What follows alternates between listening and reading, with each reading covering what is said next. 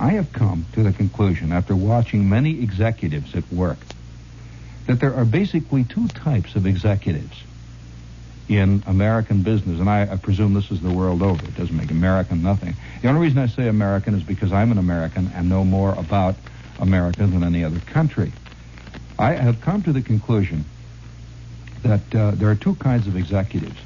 There's the one sort of executive whose only talent, and it might be a very wildly creative one, is in creating reasons for why new things can't be done.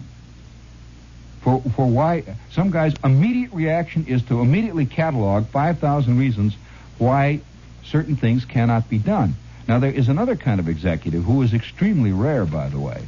This is the kind of executive whose first reaction when a new idea is given to him, if he likes the idea, who immediately reacts in such a way as to how can we get around all the ridiculous things that would ordinarily prevent us from doing this thing. These are very different types, and incidentally, they are almost impossible to detect because they often look exactly alike.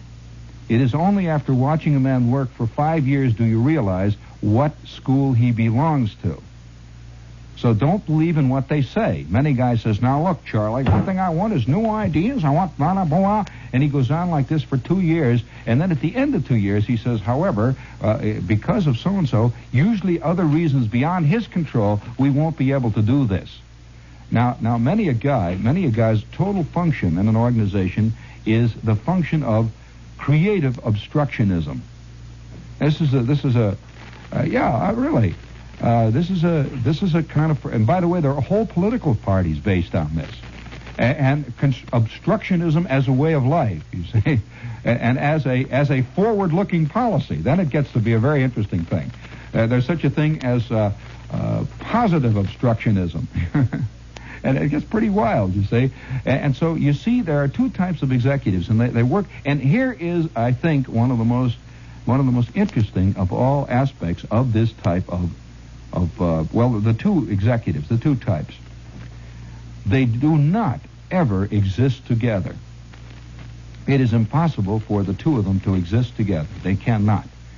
A man who is a doer, and I don't think this is a Norman Vincent Peale speech like Mr. Doer and Mr. Non-Doer. Incidentally, I would like to point out that the man whose chief function is total obstructionism often he has slogans all over his walls that say things like, nothing ventured, nothing gained, think, all sorts of things like, the forward progressive man is the man who gets the first worm, that sort of thing. Of course, he's always assuring himself that he is this thing.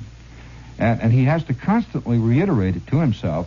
And then if you look at his record, you'll see that the best things they ever say about Charlie, boy, Charlie sure saved us from that terrible disaster in 43. Do you remember when we were all going to make the plastic widgets and Charlie said no, and the plastic widget market just blew up next week? In other words, his achievement is a totally negative one. And it is a positive achievement, I suppose, if you look at a negative achievement as a positive act or a positive effect. It's very complicated. Now, these two guys never exist together. It's like oil and water. They may seem to, because the two types are often on the surface, well, never on the surface, easily detected. Because every man likes to believe that he is one who sees that things are done. Every man likes to believe it, so they all make the same noises. It is in the end only when you judge the final, and it sometimes takes years, the final record. Pretty interesting thing to see.